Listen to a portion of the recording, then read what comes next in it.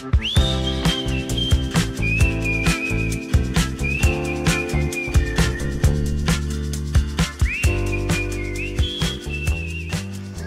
lovely guys, this is Bidisha here and welcome back to my channel Bidisha Life. তো কালকের ব্লগে আমি দেখিয়েছিলাম কিভাবে সৌম্যর মিটিং এর জন্য আমাদের জার্নিটা ভেস্তে যাচ্ছিল। এই দেখুন হযরত নিজামউদ্দিন স্টেশন ছেড়ে আমরা আজকে সকাল 6টার ট্রেন ধরে বেরিয়ে পড়লাম গোয়ার উদ্দেশ্যে। আলু কি আলু?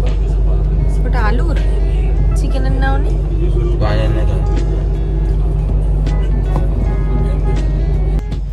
সকাল সকালই আমরা একটুখানি খাবো বলে ননভেজ আইটেমই খুঁজছিলাম, চিকেন প্যাটিস টাইপ কিছু, বাট এখানে দেখছি ননভেজ আইটেম বেশি কিছু পাওয়াই যায় না, সবই ম্যাক্সিমাম ভেজ। তাই ও একটা ওই আলুর প্যাটিস নিয়ে এসেছিল আর আমি একটা চিড়ে ভাজার প্যাকেট কিনেছিলাম, সেটাই খাচ্ছিলাম। এই দেখুন কাল বললাম না যে যমুনা নদীর জল বেড়ে যাওয়ার কারণে চারিদিকে ওয়াটার ব্লক হচ্ছে, আজকে পেপারেও সেটাই দেখিয়েছে। কতটা জল উঠেছে? গোড়ালি ভিজছে না, গোড়ালি ভিজছে না, যমুনার জল উঠেছে এতটা, ওই জন্য ট্রেন ফেন বন্ধ করে দিচ্ছে। পেপার পড়তে পড়তে দুজনেই একটু এখান থেকে চা কিনে খেলাম আর চা খেতে খেতে বাইরের প্রকৃতির সৌন্দর্য উপভোগ করছিলাম। পরের সাথে এইভাবে ট্রেন জার্নির মজাই আলাদা, সত্যি বলছি। এটা কোনো কিছুর সাথে ভাগ হয় না, অসাধারণ লাগলো আমার। ফার্স্ট টাইম ওর সাথে ট্রেন জার্নি, দারুণ একটা এক্সপিরিয়েন্স গেইন করলাম। ও বেচারা চাটা খেয়ে পেপার টেপার পড়ে ঘুমিয়ে পড়েছিল কিছুক্ষণের জন্য, আমি সেই সময় একটু ভিডিও বানালাম, একটু রিলস বানালাম। আমার ইনস্টাগ্রাম আইডিতে অবশ্যই গিয়ে দেখো আমার রিলসগুলো। আর বাইরের প্রকৃতির সৌন্দর্য দেখো। তারপর ওকে জাগিয়ে দিয়েছিলাম, মানে বাইরের সৌন্দর্যগুলো এতই সুন্দর ছিল, ওকে জাগিয়ে আমি দেখাচ্ছিলাম, এই দেখো এখানে এই আছে। ইয়ার কি ঠাট্টা হলো একটু আধটু।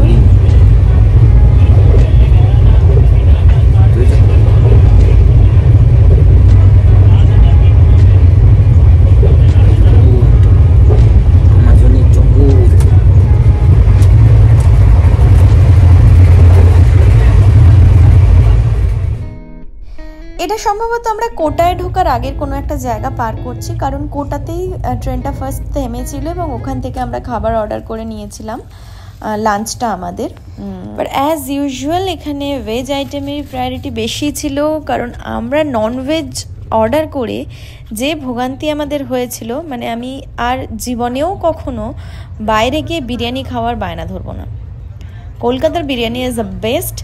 আমরা দুটো জিনিস অর্ডার করেছিলাম, একটা হচ্ছে বিরিয়ানি আর একটা হচ্ছে রাইস। ও রাইস খেতে পছন্দ করে, তাই রাইস আর চিকেন ছিল, আর আমার ছিল চিকেন বিরিয়ানি। এত বাজে মনে হচ্ছে খিচুড়িও এর থেকে বেটার হয় গাইজ, মানে দেখুন একবার, মনে হচ্ছে সেদ্ধ করা ডাল ভাত দিয়ে দিয়েছে, এত জঘন্য খেতে ছিল, পুরো ডাউনগ্রেড। শেষে এখানেরই আইআরসিটিসির একটা রাবড়ি কিনে খেলাম মুখটা ঠিক করার জন্য।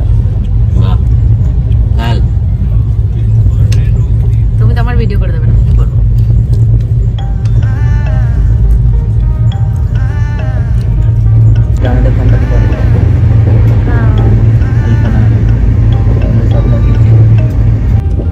তারপর আবার বিকেলে দুজনে একটুখানি স্ন্যাক্স আর চা খেলাম আবার।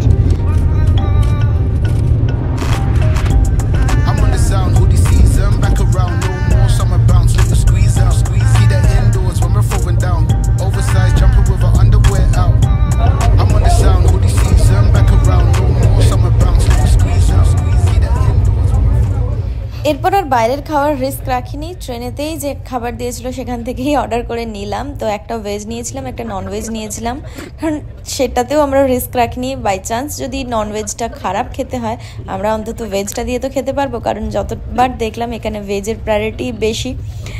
আর সেই জন্য একটা পনির, মানে ভেজে ছিল পনির আর নন ভেজে ছিল চিকেন, বাকি সব মোটামুটি একই ছিল। আর রুটির জায়গায় দিয়েছিল পরোটা, যেটা আমার বেশ ভালো লেগেছিল খেতে। তো ডিনার কমপ্লিট করে শুয়ে পড়লাম দুজনেই। ঘুম আসেনি, মানে ট্রেনেতে এইভাবে ঘুম হয়ও না।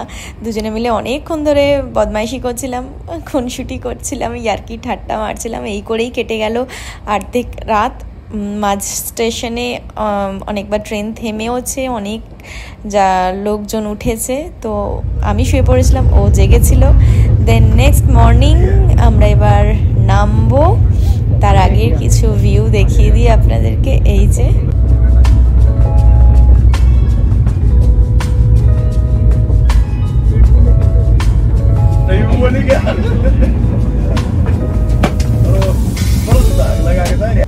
কাল রাত্রিবেলা সৌম্য এটার উপর ঘুমিয়ে কি করেছে দেখো, হাইড অ্যান্ড সিকের বিস্কিটটাকে পুরো মুড়ির মতো গড়িয়ে দিয়েছে, আর বলছে ও নাকি ফিঙে পাখি, ওর সময়তে কিছু হয়নি, আমি বসেছিলাম বলে, আমি নাকি জলহস্তি, আমি বসেছিলাম বলে এটা হয়েছে, তাই তো সৌম্য? কি অসভ্য, আবার সবার সামনে ঘাড় নাড়ছি। সত্য কথা বলতে কখনো লজ্জা পাই না।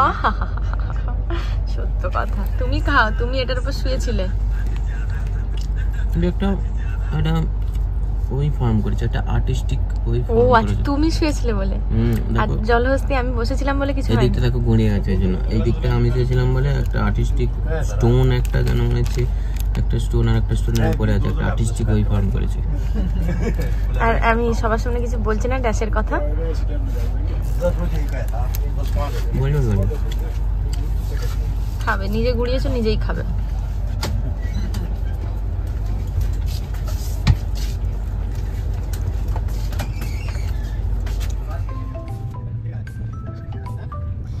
আমরা এবার প্রায় এসেই গেছি, আর বেশিক্ষণ নেই বাকি নামতে। তো নেমে দেখাচ্ছি আপনাদের জায়গাটা কতটা সুন্দর।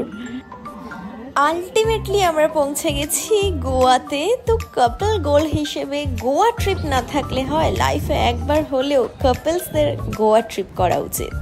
তো এখন আমরা স্টেশন থেকে বেরিয়েই এসে গেছি ট্যাক্সি স্ট্যান্ডে। সৌম্য ওখানে কাউন্টারে একটা ট্যাক্সি বুক করে নিয়েছে। দেন আমরা চললাম হোটেলের পথে। তো আজকের ভিডিও শেষ করলাম এই পর্যন্তই। পরবর্তী ব্লগে দেখাবো আমরা কোন হোটেলে ছিলাম, কত টাকা খরচ হলো সেখানে, কিভাবে স্পেন্ড করলাম আমরা গোয়ার প্রত্যেকটা দিনগুলো। তাহলে সঙ্গে থাকুন আর দেখতে থাকুন Bidisha life. Thanks for watching, tata, love you, bye by.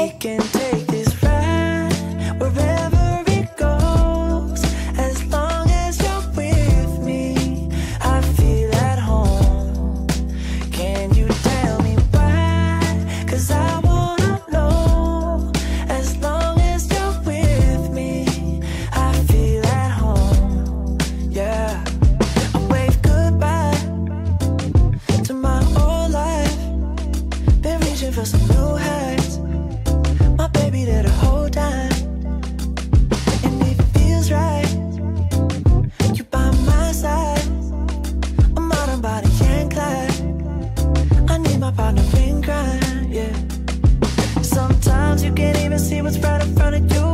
Life gets the best of me, I don't know what